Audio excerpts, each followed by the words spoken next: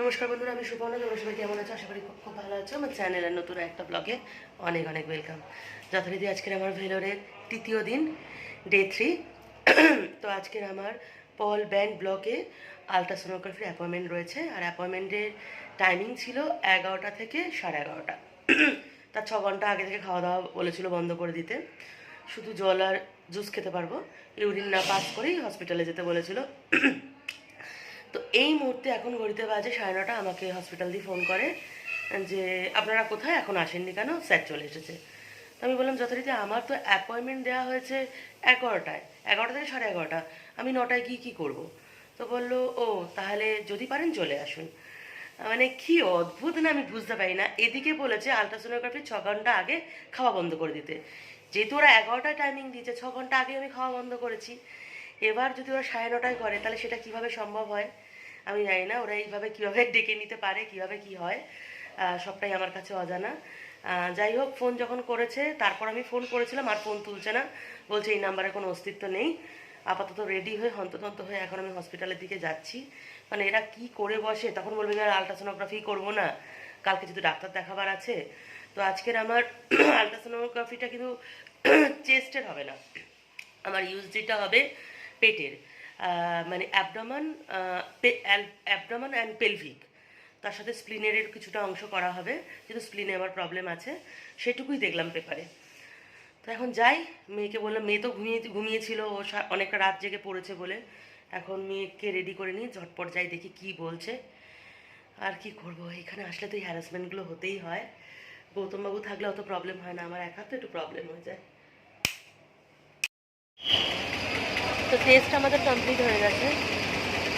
আর এখন আমার বডিগার্ড ভীষণ অসুস্থ, কাল রাত থেকে ভীষণ ঠান্ডা লেগেছে আমার বডিগার্ডের। আমার বডিগার্ড এখন বকে থাকছে, এনার্জি বুস্টিং করছে। আসার সময় ইডলি কিনে নিয়ে চলে এসেছি, ইডলি সাম্বার চাটনি। আজকের এটা দিয়ে ব্রেকফাস্ট হবে। এত বেলায় এটা দিয়ে ব্রেকফাস্ট করলে, এটা আমাদের ব্রেকফাস্ট আর লাঞ্চ দুটো একসাথে যাবে। মেয়েকে দিয়ে দিই খেতে, ওর খুব জোর খিদে পেয়েছে। খেয়ে আবার ওকে ওষুধও খেতে হবে। ওই এত ঠান্ডা লেগেছে মেয়ের, এর জন্য আবার ওষুধ কিনে নিয়ে আসলাম। নিয়ে গুছিয়ে খেয়ে নে। হসপিটালের ভিতরে এত চিল এসি, হ্যাঁ ফেলেছিস সব গায়ে। হসপিটালের ভিতরে এত চিল এসি, আর এসি থেকে বেরোলেই চোখটা দেখ খাওয়ার জন্যে। মানে কথাও বলতে দেয় না রে। হসপিটালের ভিতরে এতটাই চিল এসি, যেহেতু সেন্ট্রাল এসি, তারপরে বাইরে এতটাই গরম। তো ওই ওষুধ নিতে গেছি যে দোকানে, সেই দোকানে দাদাই বললো যে সবার এই একই সমস্যা হচ্ছে এই ওয়েদারে। হসপিটালের এসি থেকে বেরিয়ে যে বাইরে গরমে আসছে, সবারই ঠান্ডা, কাশি, সর্দি, মাথা ব্যথা। তো আমাদের বললো একটু এসি থেকে বেরিয়ে কোনো একটা জায়গায় দাঁড়িয়ে, ছাওয়ায় দাঁড়িয়ে একদম একটা টেম্পারেচারটা একটু অ্যাডজাস্ট করে তারপর রোদে বেরোতে। ও আর সেই সময় তার মনে থাকে না, একজন বসে বসে সব কিছু করতে। আমি অসুস্থ, তুই প্রচন্ড অসভ্য। বসে ওঠে মানে এত ঘুরে আমার মানে ওকে এনে মানে আমার কাজ করতে করতে অবস্থা খারাপ হয়ে যাচ্ছে। না আমি এবার একাই আসবো। হসপিটাল থেকে এসে বলছি ইডলি খেয়ে মা মেয়ে স্নান করে শুয়ে পড়েছিলাম। মেয়ে ঘুমায়নি, মেয়ের শরীরটা সত্যিই খুব খারাপ, ভীষণ ঠান্ডা লেগেছে, ও খুব কষ্ট পাচ্ছে। আর আমি অনেক জামা কাপড় ছিল, হসপিটালের জামা কাপড়, আমাদের দুপুরের সব জামা কাপড় ওইভাবেই কেচে বালতিতে রেখে দিয়ে ঘুমিয়ে পড়েছিলাম। অন্যদিন মেয়ে গিয়ে ছাদে মেলে দেয়, আজকের মেয়ের যেহেতু শরীরটা ভালো না, মেয়ে মেলেনি। এখন সব জামা কাপড় নিয়ে ঘড়িতে বাজে 5:30, প্রায় সন্ধ্যা হতে যায়। আমি যাচ্ছি ছাদে জামা কাপড় মেলতে, ছাদে যাচ্ছি জামা কাপড় মেলতে। জামা কাপড় মেলে গেছিলাম চা আনতে, বাইরে দেখলাম বৃষ্টি শুরু হয়েছে, সবাই জামা কাপড়গুলো মেলে এসেছি। আজকে আর চা বানাবার একদম ইচ্ছা করছে না, তাই বাধ্য হয়ে কিনে নিয়ে আসলাম। চায়ের নেশা খুব একটা তো আমার নেই, তোমরা জানোই। মেয়ে একটু চা খেতে ভালোবাসে, না আমি না খেলে ও খেতে চাইবে না। আমার আর মেয়ের জন্য চা গুছিয়ে নিয়েছি। এবার এসে দেখছি চায়েরও দাম বেড়ে গেছে। গ্যাসের অজুহাতে এরা কত কি যে দাম বাড়াবে জানি না। নে বাবাই চা খা, গরম গরম। বাইরে তুমুল বৃষ্টি এসেছে, তুমুল তুমুল বৃষ্টি, মেঘ ডাকছে। ছাদে আমার জামা কাপড় একদম শুকিয়ে খটখটে হয়ে গেছে এই বৃষ্টির জলে। ও মোটা মোটা জামা কাপড় আজকে কেচে মেলেছি, ওই জামা কাপড়গুলো বৃষ্টির জলে আরো ফুলে ফেপে উঠছে। আর এদিকে আমি পেশেন্ট হয়ে আমার বডিগার্ডকে সেবা করছি। বডিগার্ড আজকে দুপুরবেলা কিছু খায়নি বলে বডিগার্ডে শুধু খিদে পাচ্ছে। এখন বডিগার্ডের জন্য ইপি বানিয়েছি, কারণ বডিগার্ড ইপি খাবে। বডিগার্ডের জন্য গরম গরম ইপি। বডিগার্ড, আরে স্যার উল্টে যান না স্যার। এই বডিগার্ড শুধু পড়াশোনা করে করে পাগল হয়ে যাচ্ছে। বডিগার্ড, বডি খান প্রভু, প্রভু আপনাকে সন্ধ্যার ভোগ দেয়া হয়েছে, খেয়ে আমাকে কৃতার্থ করুন। আপনি নিন, খেয়ে নিন। এটা খাইয়ে দেবো? বানিয়েও তো খেতে পারিস। আমি যেরাম পেরেছি সেরাম করেছি, একদম অর্ডার দিবি না। তোর বাবা অর্ডার দেয় না, তুই কেন অর্ডার দিবি রে? আজকের এক কাকিমাকে দেখাবো। কাকিমা ব্যান্ডেল থেকে এসেছে। কাকিমা আমার ভিডিও দেখে, আজকেরই এসেছে, শুভম এসেছে। কাকিমা এতটাই আমার ভিডিও দেখে এতটাই আমাকে ভালোবেসে ফেলেছে। কাকিমার সাথে এতক্ষণ যে গল্প করছি, আমার মনে হলো না আমি বাইরের কারো কোনো মানুষের সাথে গল্প করছি। কাকিমা অলরেডি আমার কথায় কাকিমার চোখে জল চলে আসছে, মানে আমি ভাবতে পারছি না এতটা ভালোবাসে কাকিমা আমার। কাকিমা বলছে আমি তোমাকে লাইক দিই, কমেন্টস করতে পারি না, কিন্তু তোমার সব ভিডিও আমার অনেকবার করে দেখা। এক একটা ভিডিও কাকিমা বলে দিচ্ছে যে আমার কোন দিন আমি কি করেছি, আমার মেয়ের কবে বার্থডে গেছে, মানে এতটা নিখুঁত করে কাকিমা দেখে। দেখো কাকিমা এখনো কাঁদছে বসে আমার জন্যে, আমার অসুস্থতার জন্যে। মানে এতটা ভালোবাসে কাকিমা, মানে আমি কি বলবো, এই ভালোবাসার কাছে সত্যি আমি মনে করি এনাদের ভালোবাসার জন্য হয়তো ভগবান আমাকে সুস্থ করে দিতে বাধ্য।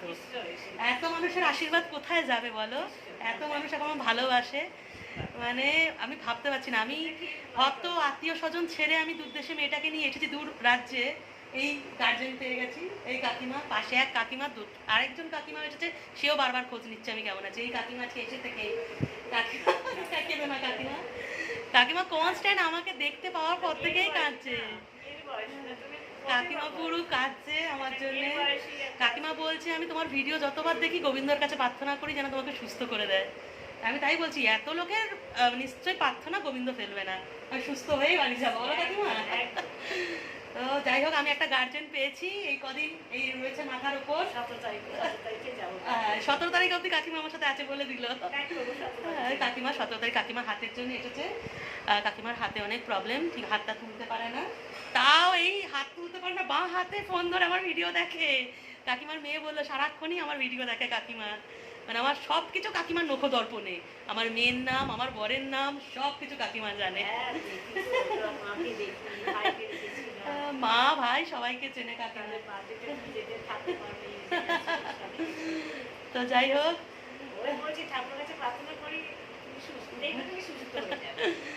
তো এখন কাকিমার সাথে গল্প করছি, পরে আসছি। আজকের হসপিটাল থেকে আসার পর থেকে না একটা আলাদাই টেনশন চলছে আমার জন্য। আজকে কোনো কাজ করতে ইচ্ছা করছে না, শুধু ঘুম পাচ্ছে। আমার এটাই হয়, টেনশন হলেই আমার ঘুম আসে। কি জানি টেনশনের ভয়ে, কি টেনশনটাকে অ্যাভয়েড করার জন্য জানি না কেন, মানে সে শরীরটা যেন আলসেমি হয়ে যাচ্ছে, মানে আলস দিচ্ছে, যেন মনে হচ্ছে ঘুমিয়ে থাকি, কিছু ভালো লাগছে না। আজকে তো মেয়েরও শরীরটা ভালো না, যেহেতু ঠান্ডা লেগেছে, ও শরীরটা খারাপ। তো আজকে বিকাল থেকেও কোথাও বেরোনো হয়নি, আর তারপর বাইরে বৃষ্টি। যাই হোক, তো আজকে হসপিটালে যখন আলট্রাসোনোগ্রাফি করতে গেছিলাম, আমি তো বললাম পল ব্যান ব্লগেই আমার 9 নম্বর রুমে আজকের আলট্রাসোনোগ্রাফি হয়েছে। এই ফার্স্ট টাইমই ইউএসজি করলাম এইখানে, মানে পল ব্যান ব্লক থেকে। আমার যা ইউএসজি তো ইয়েতে হয়েছে, একবার হয়েছে মেন বিল্ডিংয়ে, যেটা চ্যাপেল বিল্ডিংয়ে, ওইখানে হয়েছে, আর হয়েছে ওই গাইনো ডিপার্টমেন্টে হয়েছে। তো ফার্স্ট টাইম করলাম। তো মানে ডাক্তার যেভাবে, যে ডাক্তার আমার ইউএসজি করেছেন, ওই যে রেডিওলজি ডিপার্টমেন্টের যে ডক্টর, তো ওনাকে খুব একটা স্যাটিসফাই দেখিনি আজকে ইউএসজি করতে দেখতে। তো উনি বারবার, ওনার সাথে যে ছিল, যেগুলো ওই নোট করে না ডাক্তার, ইউএসজি করতে করতে বললে কম্পিউটারে নোট ডাউন করে, তাকে মানে যেটুকু বলছিল যে একদম উনি স্যাটিসফাই হচ্ছে না, একটা সিটি স্ক্যান হলে বেশি বেটার হয়, উনি বারবারই বলছিল। তো আমাকে জিজ্ঞাসা করলো কবে ডাক্তার দেখাচ্ছ, তুমি কি চেক আপ এসছো নাকি? এলাম না, আমার হার্নিয়া সার্জারিটা যাতে করা যায়, আর এছাড়াও একটা মেডিসিন চেক আপ তো রয়েছে, যেটা পালমোনারি ডিপার্টমেন্ট থেকে আমার মেডিসিন চলছে লাংস সার্কোয়াইটিসের। তো বলছে কবে ডাক্তার দেখাবে, আমি বললাম যে আগামীকালই আমার ডাক্তার দেখানোর আছে। ঠিক আছে, আমরা নোট ডাউন করে দিচ্ছি, ডাক্তার তোমাকে বলে দেবে। তো আমি দেখলাম যেটুকু হয়, মানে ডাক্তারি ভাষা না বুঝি, ইংলিশে যেটুকু বুঝি, মানে উনি চাইছেন একটা সিটি স্ক্যান হতে, প্রপার সিটি স্ক্যান হলে উনি ব্যাপারটা বুঝবে। যেটা আমার মনে হচ্ছে আমার স্প্লিন নিয়ে কিছু একটা উনি ভয় পাচ্ছে। ইউট্রাস আর স্প্লিন নিয়ে বেশি কথা বলছিল, অন্য জিনিস নিয়ে খুব একটা কথা বলেনি। হ্যাঁ, তো স্প্লিন যেটা আজকের যে ইউএসজিটা হয়েছে, তার স্পেসিফিক এই ইউএসজির পেপারের পিছনে না একটা অন্য পেপারও স্টেপল করা ছিল, যেখানে স্পেসিফিকভাবে লেখা ছিল হাইপোটেন্ডেন্সিয়া নাকি হাইপোটেন্ডেন্সিয়া, না সরি, সার্কয়েডিস হাইপোটেন্ডেন্সিয়া স্প্লিন, এরম একটা কিছু উচ্চ করে একটা স্পেসিফিক একটা ওয়ার্ড লেখা ছিল একটা বড় পেপারের মধ্যে, ওইটুকুই। তো আমি বুঝতেই পেরেছিলাম যে স্প্লিন নিয়েই কিছু একটা ওদের সমস্যা রয়েছে। আর আজকে যখন আমি ওই আমার আলট্রাসোনোগ্রাফি হচ্ছিলো, স্প্লিনের দিকটা যখন দেখছিল, স্প্লিনটা তো আমাদের বাঁ দিকের ঠিক এই দিকটায় থাকে, তো উনিও বারবার হাইপোটেন্ডেন্সিয়া, spleen very much extension large, এইসব নিয়ে।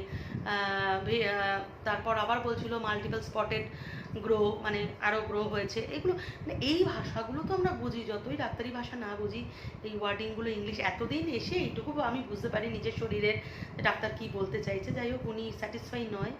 এবার বাকিটা কালকের আমাকে ডাক্তার বলবে যে কি হবে না হবে। এই টেনশানে না আমি আরও টেনশান হয়ে যাচ্ছি। আমাকে বাড়ির লোকরা বোঝাচ্ছে যে টেনশান করিস না, আমার বোনও ফোন করে বললো বেশি টেনশান করিস না।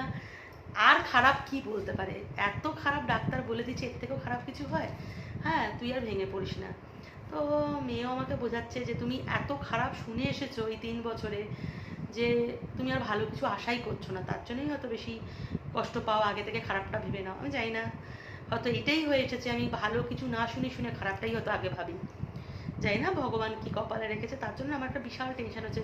সব কাজ করছি, যেহেতু এবার একা, গৌতম নেই, আর গৌতম দূরে, গৌতমকে তো টেনশন দিতেই পারবো না আমি, ওইখানেও ভেঙে পড়বে। তোমার মেয়েটা আছে, তো আমি আর বেশি কিছু ভাবনা চিন্তা করতে পারছি না, সবটাই কালকের জন্য রেখেছি যে ডাক্তার কি বলে।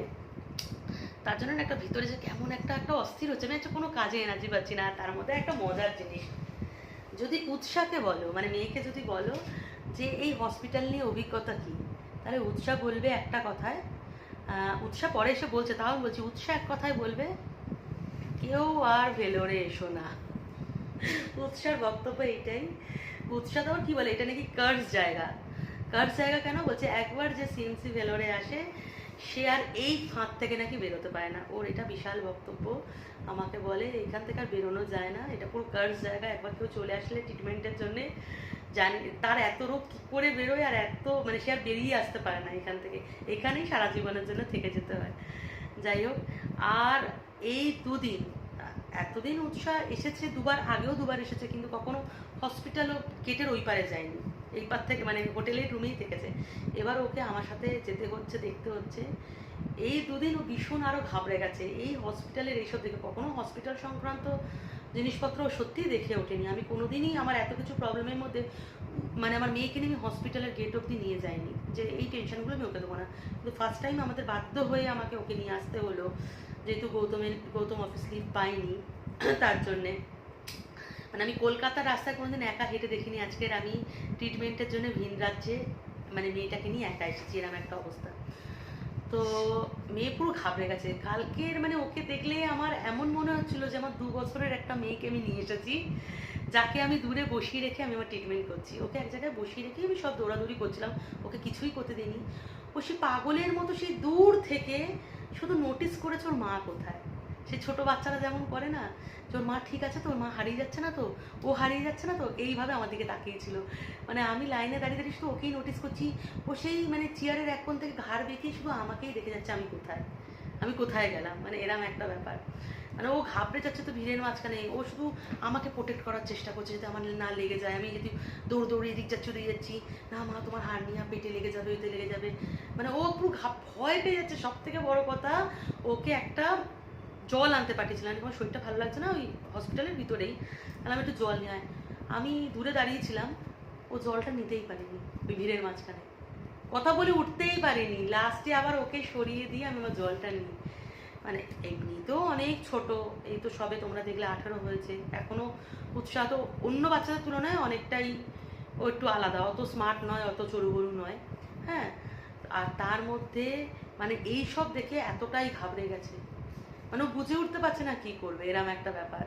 হ্যাঁ, আজকেরও সব এইসব দেখছে, এই ভিতরে এত পেশেন্ট, এত কিছু সার্জারি পেশেন্ট, কারোর নাকে নল, কারোর এই ওইসব দেখে মানে ও একটা আলাদা ট্রমায় চলে গেছে। মানে এরম মানে কি বলবো আর। যাই হোক, ওকেও শিখতে হবে, জানতে হবে, তাই আমি চেষ্টা করছি, কারণ সবসময় তো গৌতমের পক্ষে সম্ভব নয়। আর আমার যা কন্ডিশন, আমাকে হয়তো এটা নিয়ে অনেক দিন লং টাইম চলতে হবে, সেইখানে মেয়েকে একটু স্মার্ট হতে হবে, শিখতে হবে, জানতে হবে, বুঝতে হবে। হয়তো এবারে পথ চলা বা এবারে আমার সাথে লড়াইটা হয়তো ওকে বেশি লড়তে হবে ওর বাবার থেকে, গৌতম হয়তো কলকাতা থেকে ব্যাকিং দেবে, এরমই একটা সিচুয়েশন। তো যাই হোক, কি আর বলবো, এই কষ্ট দুঃখ নিয়ে আমাদের জীবন এইভাবেই চলতে হবে অ্যাডজাস্ট করে। তারা উৎসাহকে দিয়ে তারাও কিছু কথা বলাবো। কেমন লাগলো হসপিটালে বল, অভিজ্ঞতা একটু তুই বল। ফালতু জায়গা, আমার কাছে ফালতু জায়গা। কালকে কি হয়েছে, ওই যখন জল আনতে গেছে, ওইখানে কফিও আনতে গেছিলো। এবার ওরা ওরা তো ওদের ভাষা, হাট কল্ড। আমার মেয়ে কি রেগে গেছে, মেয়ে বলছে ওরা ইংলিশ বলে কেন, যদি বোঝা যায় না, হাট কি কোল্ড কি, হ্যাঁ কাল্ট, ও কোল্ড না কাল্ট, হাট ইয়া কাল্ট। এবং আমার মেয়ে বলছে কি ভাষা মা, না ইংলিশ বলে না হিন্দি বলে, আমার ভালো লাগছে না, আমি কিচ্ছু কিনবো না, তুমি বাইরে নিয়ে চলো। মানে মানে হোটেল হোটেল ওইখানে আমার কিচ্ছু খাওয়ার দরকার নেই।